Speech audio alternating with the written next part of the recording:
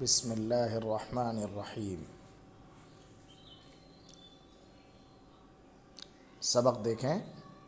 وحد الفعل کلمة تدل على معنى في نفسها دلالة مقترنة بزمان ذلك المعنى كضرب يضرب اضرب، وعلامته أن يصح الإخبار به لا عنه، ودخول قد والسين وسوف والجزم والتصريف إلى الماضي والمضارع، وكونه أمرا أو نهيا، واتصال الضمائر البارزة المرفوعة نحو ضربت، وتاء التانيث الساكنة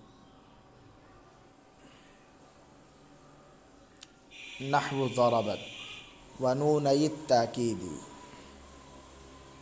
فإن كل هذه خواص الفعل. ومعنى الإخبار به أن يكون محكوما به ويسمى فعلا باسم أصله وهو المصدر، لأن المصدر هو فعل الفاعل حقيقة. آج کا سبق بھی بہت آسان ہے، سمجھنے کی ضرورت ہے۔ پہلے فعل کی تعریف کر رہے ہیں، اوپر کلمے کی تقسیم کے موقع پر بھی مختصر سی تعریف کی تھی، اب یہاں سے مزید تفصیل کے ساتھ بتلا رہے ہیں۔ اور فعل کی تعریف ایسا کلمہ ہے جو دلالت کرے اس معنی پر جو کلمے کی ذات میں ہو، یعنی اپنے اندر موجود کلمہ اپنے اندر موجود معنی پر دلالت کرے۔ کیسی دلالت ہو؟ ایسی دلالت ہو جو ملی ہوئی ہو اس معنی کے زمانے کے ساتھ، یعنی وہ جو معنی اس فعل کے اندر پایا جا رہا ہے اس کے ساتھ اس معنی کا زمانہ بھی پایا جائے، چاہے وہ زمانہ ماضی ہو، چاہے حال ہو، چاہے مستقبل ہو۔ خلاصہ کلام یہ ہے کہ فعل کی تعریف یہ ہے کہ فعل ایسے کلمے کو کہتے ہیں جو اپنے معنی پر مستقلاً دلالت کرے، یعنی بذات خود دلالت کرے، اور اس میں کوئی زمانہ بھی پایا جائے، چاہے ماضی، چاہے حال، چاہے مستقبل۔ جیسے ضربہ، اس میں دیکھیے زمانہ ماضی پایا جاتا ہے اور یہ اپنے معنی پر مستقلاً دلالت کر رہا ہے، مارنے پر۔ یضرب اسی طریقے سے زمانہ حال یا استقبال پر دلالت کرتا ہے۔ اضرب یہ صرف زمانہ مستقبل پر دلالت کرتا ہے، اور ان تینوں الفاظ کا معنی مستقل ہے۔ کہتے ہیں کہ فعل کو پہچانیں گے کیسے؟ تو فعل کی بہت سی علامتیں ہیں، 11 علامتیں یہاں بیان کی ہیں، اور فعل کی علامت یہ ہے کہ اس کے ذریعے خبر دینا صحیح ہو، نہ کہ اس کے بارے میں، یعنی اس کے ذریعے ہی خبر دی جائے گی، اس کے ذریعے وہ کبھی بھی مخبر عنہ نہیں بن سکتا۔ فعل کبھی بھی مخبر عنہ نہیں بن سکتا۔ سوال ہو سکتا تھا کہ زید قائم میں بھی قائم بھی تو مخبر بھی ہی ہے، لہٰذا اس میں اور فعل میں کیسے فرق کیا جائے گا؟ تو یاد رکھیے کہ زید قائم میں جو قائم ہے اس کا مخبر عنہ بننا بھی صحیح ہے، کبھی وہ مخبر عنہ بھی بن سکتا ہے، مگر جب فعل رہے گا تو فعل کبھی بھی مخبر عنہ نہیں بن سکتا۔ تو فعل کی علامت یہ ہے کہ اس کے ذریعے خبر دینا صحیح ہو، نہ کہ اس کے بارے میں، یعنی فعل کے ذریعے ہی خبر دی جائے گی، فعل کے بارے میں کبھی بھی خبر نہیں دی جا سکتی، یعنی فعل کبھی بھی محکوم عنہ نہیں ہو سکتا، محکوم علیہ نہیں ہو سکتا، مسند الیہ نہیں ہو سکتا، مخبر عنہ نہیں ہو سکتا۔ ٹھیک ہے۔ دوسری علامت یہ ہے قد کا داخل ہونا۔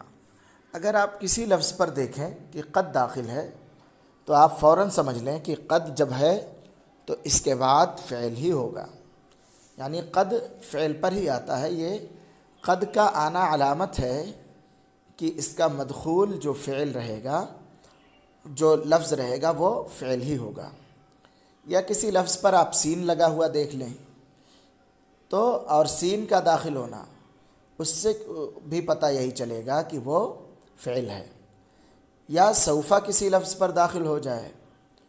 اب قد تو آتا ہے ماضی پر تحقیق کے لیے اور تقریب کے لیے، اور مضارع پر آتا ہے تقلیل کے لیے، قد یکون کبھی ایسا ہوتا ہے، اور قد ذہبا تحقیق کی وہ چلا گیا اور جلد ہی زمانے میں گیا ہے، جب قد ماضی پر آتا ہے تو سین آتا ہے مضارع پر مستقبل قریب کے لیے، سوفا آتا ہے مضارع پر مستقبل بعید کے لیے۔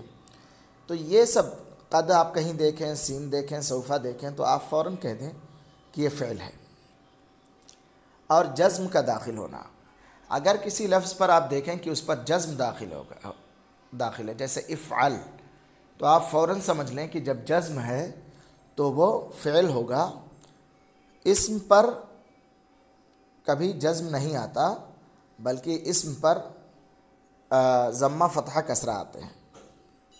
والتصریف الی الماضی والمضارع، ماضی اور مضارع کی گردان کا آنا، اگر آپ کسی لفظ کے بارے میں دیکھیں کہ کسی لفظ کو دیکھیں کہ اس کی گردان آتی ہے، ماضی کی گردان آتی ہے، مضارع کی گردان آتی ہے، تو آپ کہہ دیں کہ وہ فعل ہے، وہ اسم نہیں ہو سکتا کیونکہ اسم کی ماضی اور مضارع کی گردان نہیں آتی۔ اور لفظ کا یا کلمے کا یا فعل کا امر یا نہیں ہونا، اگر آپ دیکھیں کہ کسی لفظ کو امر بنایا گیا ہے، کسی لفظ کو نہیں بنایا گیا ہے، تو آپ فوراً سمجھ لیں کہ امر ہے یا نہیں ہے۔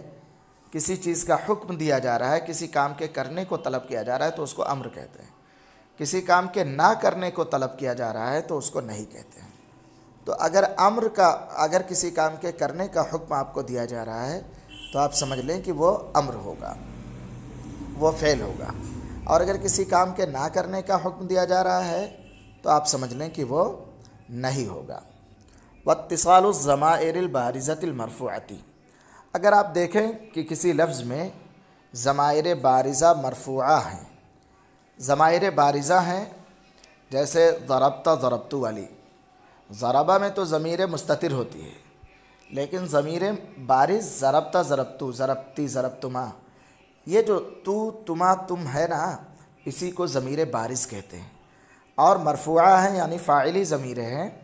تو اگر کسی لفظ میں ضمائر بارزہ مرفوعہ آپ دیکھیں کہ ملی ہوئی ہیں تو آپ سمجھ لیں کہ وہ فعل ہوگا، وہ حرف یا اسم نہیں ہوگا، جیسے ضربتو۔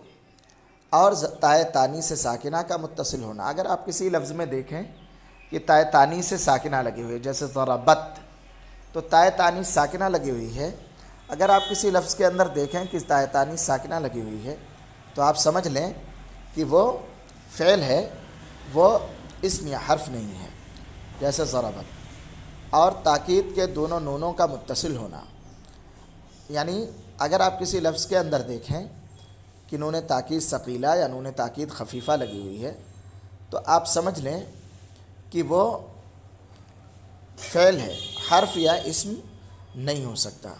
فإن كل هذه خواص الفعلی، کیونکہ یہ سب فعل کے خواص ہیں، یہ جو چیزیں ہیں یہ فعل کے اندر ہی پائی جاتی ہیں، اسم اور حرف کے اندر نہیں پائی جاتی۔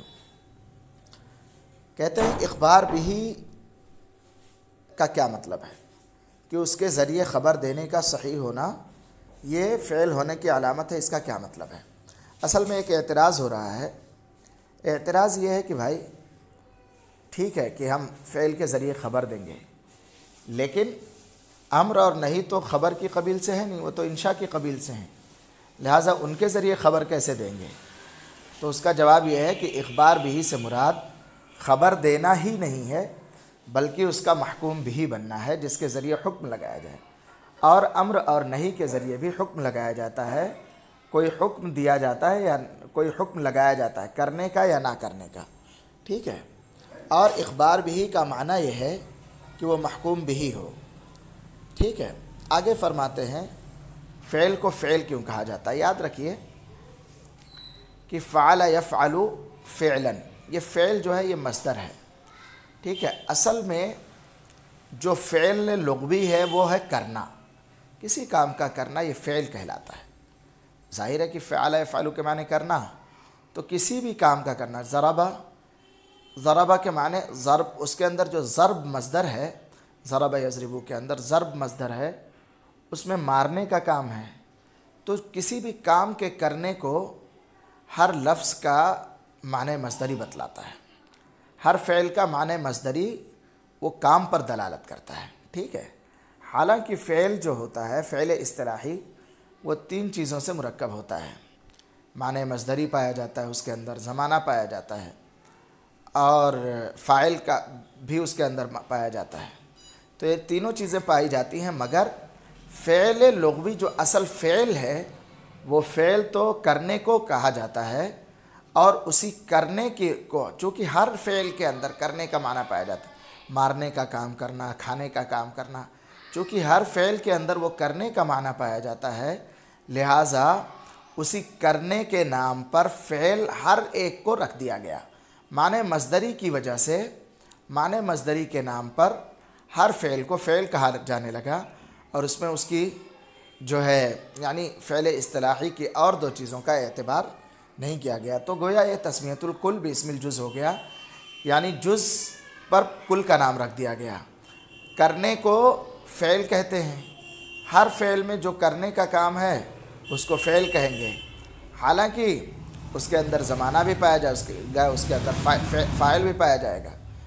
تو ایک جز سے فعل نام رکھ دیا، 2 جز کا اعتبار نہیں کیا، اسی کو تسمیۃ الکل باسم الجز کہا جاتا ہے، کہ جز کا نام رکھے اور کل کا اعتبار کرے، ٹھیک ہے۔ اور فعل کو فعل کہا جاتا ہے اس کے اصل کے نام پر، اور وہ مصدر ہے، یعنی فعل کی اصل مصدر ہے، اس لیے کہ مصدر ہی فاعل کا فعل ہوتا ہے حقیقت میں۔ تو مصدر ہی جب فاعل کا فعل ہوتا ہے، ظاہر ہے کہ زمانہ یہ فاعل کا فعل نہیں ہوتا، اسی طریقے سے فاعل خود اپنے کو نہیں کرتا، لہٰذا وہی جو اصل معنی ہے کسی بھی لفظ کا، جو فعل کا جو اصل معنی ہوتا ہے کرنا، اسی کا اعتبار کرتے ہوئے، اور فعل کے معنی بھی کرنا، تو اسی کا اعتبار کرتے ہوئے ہر لفظ کو جس میں کرنے کا مفہوم پایا جاتا ہے اس کو فعل کہا جاتا ہے، اور فعل کو فعل کہا جاتا ہے اس کے اصل کے نام پر، اور وہ مصدر ہے، اس لیے کہ مصدر ہی فاعل کا فعل ہے حقیقت میں، ٹھیک ہے۔ اچھے سے دیکھیے گا۔ السلام علیکم ورحمۃ اللہ وبرکاتہ۔